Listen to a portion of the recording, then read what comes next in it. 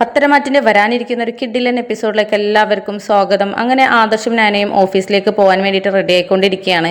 ആ സമയത്ത് നാന ഫുഡ് എടുക്കാൻ വേണ്ടിയിട്ട് കിച്ചണിലോട്ട് വരികയാണ്. അപ്പോൾ ദേവയാനി അവിടെ ഉണ്ടായിരുന്നു. അപ്പോൾ ദേവയാനി നാനയോട് പറയുന്നുണ്ട്, മോളെ നീ ഇന്ന് ഇപ്പോൾ ഓഫീസിലേക്ക് പോകണ്ട, നമുക്ക് ഒരുമിച്ച് പുറത്തൊക്കെ പോയിട്ടൊന്ന് കറങ്ങി ചുറ്റിയടിച്ചൊക്കെ വന്നാലോ, ആരും അറിയണ്ട എന്നൊക്കെ പറയുകയാണ്. എന്നിട്ട് ആദർശിനെ നീ എങ്ങനെയെങ്കിലും നയത്തിൽ പറഞ്ഞിട്ട് ഓഫീസിലേക്ക് പറഞ്ഞയക്കാൻ നോക്ക്, നീ പിന്നെ വന്നോളാം, നിനക്ക് കുറച്ച് ജോലിയുണ്ട് എന്നൊക്കെ പറഞ്ഞിട്ട് അവനെ പറഞ്ഞയച്ച മതി, അവൻ പൊക്കോളും എന്നൊക്കെ പറയുകയാണ്.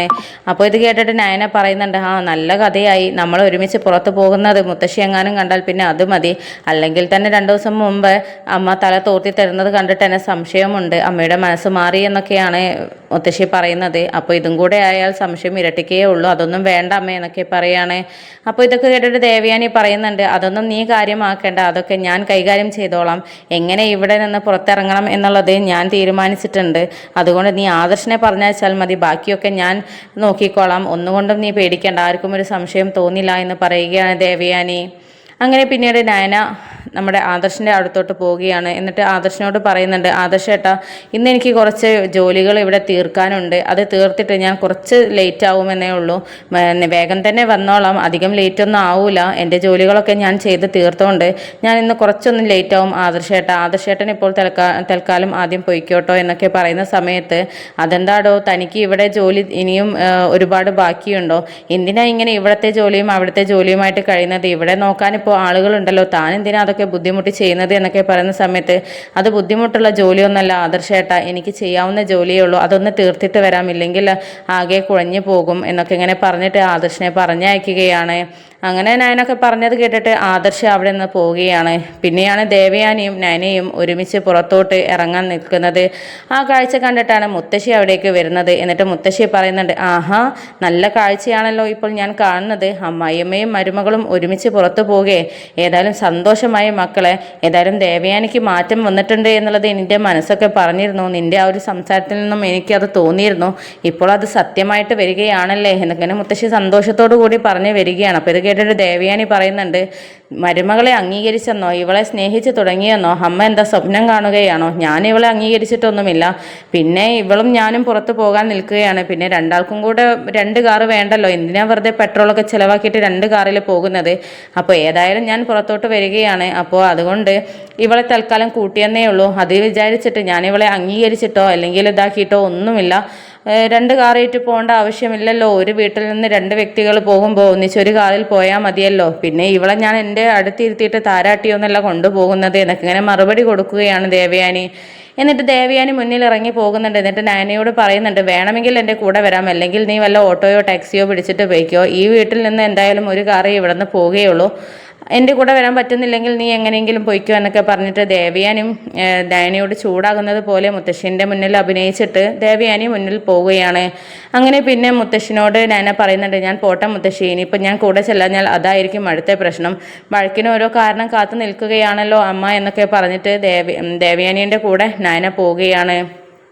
ആ പോകുന്ന കാഴ്ച കണ്ടിട്ട് മുത്തശ്ശിക്ക് വളരെയധികം സന്തോഷമാകുന്നുണ്ട്. എന്തൊക്കെയോ ഇവർക്കിടയിൽ മഞ്ഞുരുകി തുടങ്ങിയിട്ടുണ്ട് എന്നാണ് തോന്നുന്നത് എന്നൊക്കെ ഇങ്ങനെ പറയുകയാണ് മുത്തശ്ശി.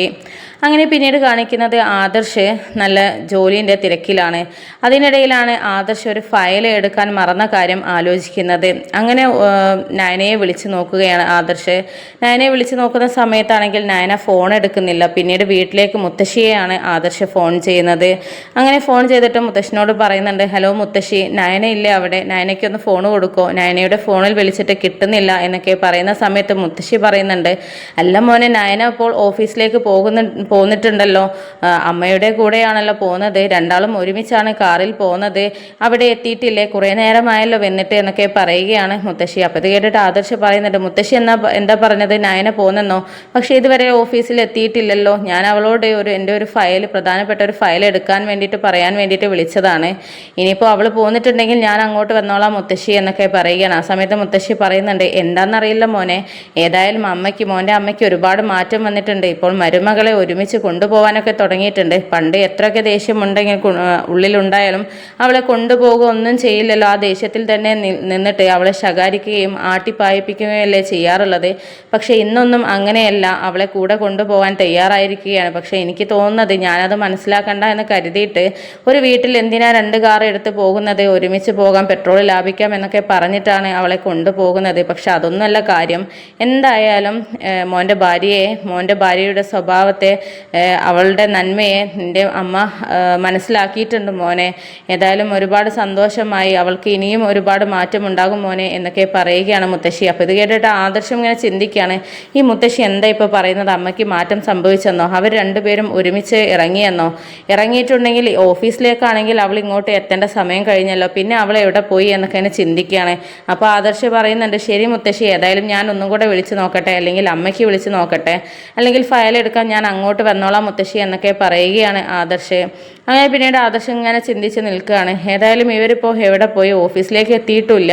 ഇനി ഏതായാലും അമ്മയെ ഫോണൊന്ന് വിളിച്ച് നോക്കട്ടെ എന്ന് പറഞ്ഞിട്ട് ദേവയാനിയെ ഫോൺ വിളിക്കുകയാണ്. പക്ഷേ ദേവയാനിയെ വിളിച്ചിട്ട് എത്ര വിളിച്ചിട്ടും ഫോൺ എടുക്കുന്നില്ല. രണ്ടുപേരും ഫോണൊക്കെ സൈലൻ്റ് ആക്കി വെച്ചിട്ട് നല്ല കറക്കാണ്, രണ്ടാളും അടിച്ച് പൊളിക്കുകയാണ്.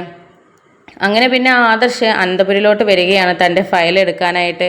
അങ്ങനെ മുത്തശ്ശീനോട് ഇങ്ങനെ നയന ഇവിടെ എത്തിയിട്ടില്ലേ, നയന ഓഫീസിലും എത്തിയിട്ടില്ല എന്നുള്ള കാര്യങ്ങളൊക്കെ ഇങ്ങനെ സംസാരിക്കണം. മുത്തശ്ശി വീണ്ടും ഇത് തന്നെ പറയുകയാണ്, മോനെ എന്തായാലും അവർ ഓഫീസിലേക്കല്ല എന്ന് പറഞ്ഞിട്ട് പോവുകയാണെന്നുണ്ടെങ്കിൽ എന്തൊക്കെയോ ഇവരുടെ ഇടയിൽ കള്ളത്തരം നടക്കുന്നുണ്ട്. ഇനിയിപ്പോൾ അമ്മായിയമ്മയും മരുമകളും ഒന്നായോ, നമ്മളോട് പറയാത്തതാണോ? എന്തായാലും അവർ ഓഫീസിലേക്ക് വന്നിട്ടുണ്ടെങ്കിൽ എവിടെയെങ്കിലും കറങ്ങി നടക്കുന്നുണ്ടാകും എന്നൊക്കെ ഇങ്ങനെ പറയുകയാണ് മുത്തശ്ശി. അപ്പോൾ ഇത് കേട്ടിട്ട് ആദർശനും ചെറിയൊരു സംശയം തോന്നുകയാണ്. മുത്തശ്ശി പറഞ്ഞത് ശരിയാണല്ലോ, ഞാൻ ഓഫീസിലേക്കാണെന്ന് പറഞ്ഞിട്ടാണല്ലോ വന്നത്. പക്ഷെ ഇത്രയും നേരമായിട്ട് അവൾ വരാതിരിക്കണമെങ്കിൽ അമ്മയുടെ കൂടെ എങ്ങോട്ടെങ്കിലും കറങ്ങാൻ പോയതായിരിക്കും. രണ്ടിൻ്റെയും കള്ളത്തരം ഇന്ന് ഞാൻ പൊളിച്ചടക്കും എന്നൊക്കെ പറഞ്ഞിട്ട് ആദർശ് പോവുകയാണ്. പോകുന്ന വഴിക്ക് മുത്തശ്ശിനോട് പറയുന്നുണ്ട്, അമ്മ ഏതായാലും പോവാൻ ചാൻസ് ഉള്ളത് അവിടെയുള്ള ഒരു കഫ്തേരിയയിലാണ്, അവിടെ ഞാൻ പോയി നോക്കട്ടെ. അവിടെയാണ് അമ്മയുടെ ഫ്രണ്ടിൻ്റെ എന്തുള്ളത്, ടീ കുടിക്കുന്ന ഒരു ഷോപ്പുള്ളത്, അവിടെ തന്നെ മിക്കവാറും ഉണ്ടാവാനുള്ള ചാൻസ് ഉണ്ട് എന്നൊക്കെ പറഞ്ഞിട്ട് ആദർശ് അവിടെ നിന്ന് പോവുകയാണ്. അങ്ങനെ നേരെ ആ ഒരു കഫ്തേരിയയിലോട്ട് പോവുകയാണ്. പോകുന്ന സമയത്ത് ആദർശ് മനസ്സിൽ കണ്ടതുപോലെ തന്നെ രണ്ടാളും അവിടെ തന്നെ ഉണ്ട്. അമ്മായിയമ്മയും മരുമകളും അങ്ങോട്ടും ഇങ്ങോട്ടും മധുരമൊക്കെ പങ്കിട്ട് ചായയൊക്കെ കുടിച്ചുകൊണ്ടിരിക്കുകയാണ്. കുറേ നേരം അവരെ ഇങ്ങനെ ശ്രദ്ധിച്ചുകൊണ്ടിരിക്കുകയാണ് ആദർശ്. ആ സമയത്താണ് ദേവയാനി നയനയുടെ വായയിലേക്ക് മധുരമൊക്കെ വെച്ച് കൊടുക്കുന്നത്. തിരിച്ചും നയനയും അങ്ങനെ തന്നെയാണ്. എന്നിട്ട് വളരെയധികം കൈയൊക്കെ കോർത്ത് പിടിച്ചിട്ട് അവർ സന്തോഷത്തോടു കൂടി അമ്മയും മകളും എന്ന പോലെ തന്നെ സംസാരിച്ചുകൊണ്ടിരിക്കുകയാണ്. ആ കാഴ്ച കണ്ടിട്ടാണ് ഞെട്ടലോടുകൂടി ആദർശ് അത് നോക്കി നിൽക്കുന്നത്. അമ്പട കള്ളന്മാരെ, നല്ല ആളുകളാണല്ലോ, ഞങ്ങളെ പറഞ്ഞ് പറ്റുകയാണല്ലേ, രണ്ടാർക്കും കറങ്ങി നടക്കുകയാണല്ലേ ജോലി, എന്നിട്ട് ഞങ്ങളുടെ മുമ്പിൽ വലിയ ശത്രുക്കളെ പോലെ അഭിനയിക്കും, എന്നിട്ട് ഞങ്ങളെ പറ്റിക്കുകയായിരുന്നല്ലേ, ഇന്നത്തോടെ ഞാൻ ശരിയാക്കി തരാം എന്നൊക്കെ പറഞ്ഞിട്ട് ആദർശ് അവരുടെ മുന്നിലോട്ട് പോവുകയാണ്. പെട്ടെന്നാണ് ആദർശ് വരുന്നത് നയനെ കാണുന്നത്. ആ സമയത്ത് കൈയെടുത്ത് മാറ്റുകയും നയനയോ ദേവയാനിയോ ചൂടാവുന്നുണ്ട്. എന്നിട്ട് ഒരു കാര്യം പറഞ്ഞാൽ കേൾക്കില്ല, എൻ്റെ പിന്നാലെ വന്നോളും, അമ്മയെ നോക്കണം എന്നെ നോക്കണം എന്നൊക്കെ പറഞ്ഞിട്ട് നീ എന്തിനാ എൻ്റെ കൂടെ വന്നത്, എന്നെ നോക്കാൻ എനിക്കറിയാം, നീ എൻ്റെ വേലക്കാരിയായിട്ട് വന്നതാണ് എന്നുള്ള രീതിയിലൊക്കെ ഇങ്ങനെ ദേവയാനി നയനയോട് ചൂടായിക്കൊണ്ടിരിക്കുകയാണ്. ആദർശ് ആ സമയത്ത് വന്നിട്ട് ഇങ്ങനെ പറയുന്നുണ്ട്, ഓ ഇനിയിപ്പോൾ എൻ്റെ മുന്നിൽ അഭിനയിക്കാനൊന്നും നിൽക്കണ്ട, കുറേ നേരമായി ഞാൻ നിങ്ങളെ ശ്രദ്ധിച്ച് നിൽക്കുന്നു, എന്തൊരു സ്നേഹവും, അമ്മായിയമ്മ മരുമകൾക്ക് മധുരം കൊടുക്കുന്നു, മരുമകൾ അമ്മായിയമ്മയ്ക്ക് മധുരം കൊടുക്കുന്നു.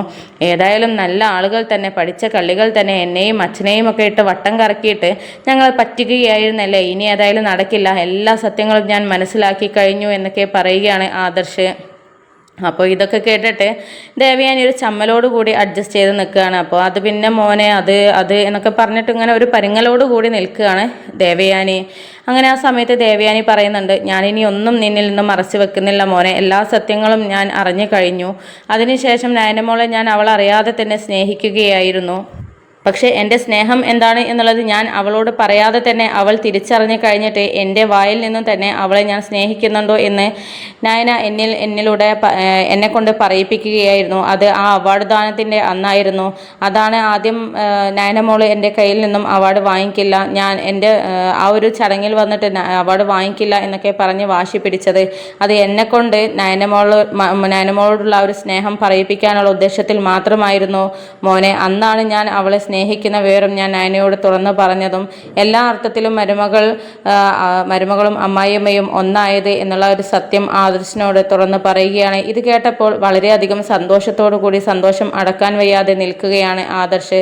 എന്നിട്ട് രണ്ടാളും ഏതായാലും ഞങ്ങളെ പറ്റിച്ചു, അച്ഛനെയും എന്നെയും പറ്റിച്ച് രണ്ടാളും ആഘോഷിക്കുകയാണല്ലേ. ഏതായാലും വളരെയധികം സന്തോഷമായി. ഈ ഒരു നിമിഷത്തിന് വേണ്ടിയാണ് ഞാനും അച്ഛനും അച്ഛമ്മയും മുത്തശ്ശിയും എല്ലാവരും കാത്തിരുന്നത് എന്നൊക്കെ ഇങ്ങനെ പറയുകയാണ് ആദർശ്.